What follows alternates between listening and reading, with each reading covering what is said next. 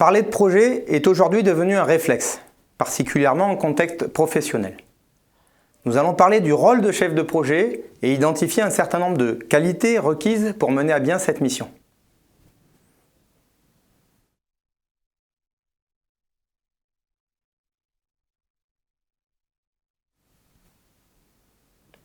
Le Project Management Institute, couramment appelé PMI, définit le chef de projet comme la personne désignée par l'organisation réalisatrice pour diriger l'équipe chargée de la réalisation des objectifs du projet. Je risque cependant de vous décevoir en vous disant qu'il n'existe en réalité aucune définition plus précise de ce qu'est un chef de projet. Il y a en effet autant de définitions que de projets. Généralement, un chef de projet est d'une part l'interface entre l'équipe projet et les autres parties prenantes.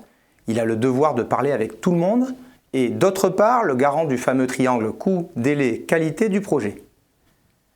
Il doit donc mener son équipe à produire les livrables attendus au bon niveau de qualité, dans les temps et en respectant le budget.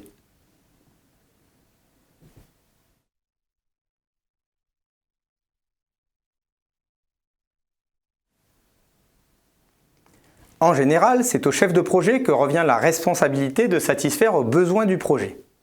Ces besoins sont de trois ordres. Les besoins des tâches, c'est-à-dire tout ce qu'il faut pour réaliser efficacement une tâche. Les besoins de l'équipe, c'est-à-dire tout ce dont l'équipe a besoin pour performer collectivement. Et enfin, les besoins individuels, c'est-à-dire tout ce dont chaque équipier a besoin pour performer individuellement. Pour ce faire, il doit mettre en avant à la fois du savoir-faire en gestion de projet et du savoir-être pour mobiliser les équipiers sans autorité hiérarchique. C'est le propre du management transverse.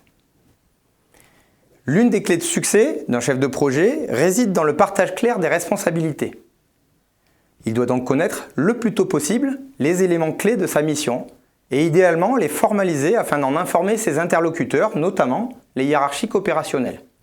C'est le rôle de la lettre de mission. Dans un monde idéal, le commanditaire du projet devrait vous la fournir.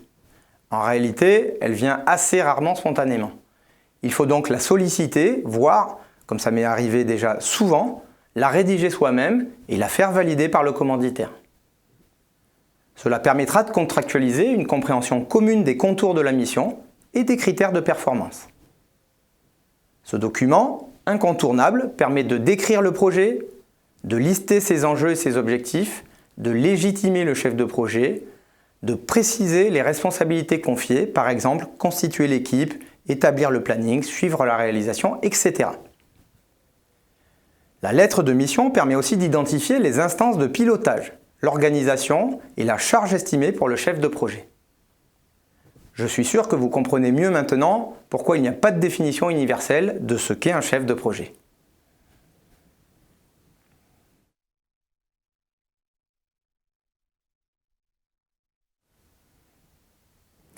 Le PMI précise qu'un chef de projet devrait posséder 4 aptitudes fondamentales. Connaître les outils et méthodes du management de projet. Les utiliser de manière performante. Se comporter de manière appropriée dans chaque contexte. Et développer des relations interpersonnelles efficaces. Un projet est avant tout une aventure humaine.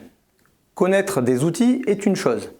Bien les utiliser et faire adhérer l'équipe à ces derniers en est une autre. Selon moi, un bon chef de projet devrait d'abord s'engager sur des objectifs clairs et réalistes. Il devrait également soigner sa posture afin de donner confiance, susciter l'envie et ainsi obtenir l'engagement.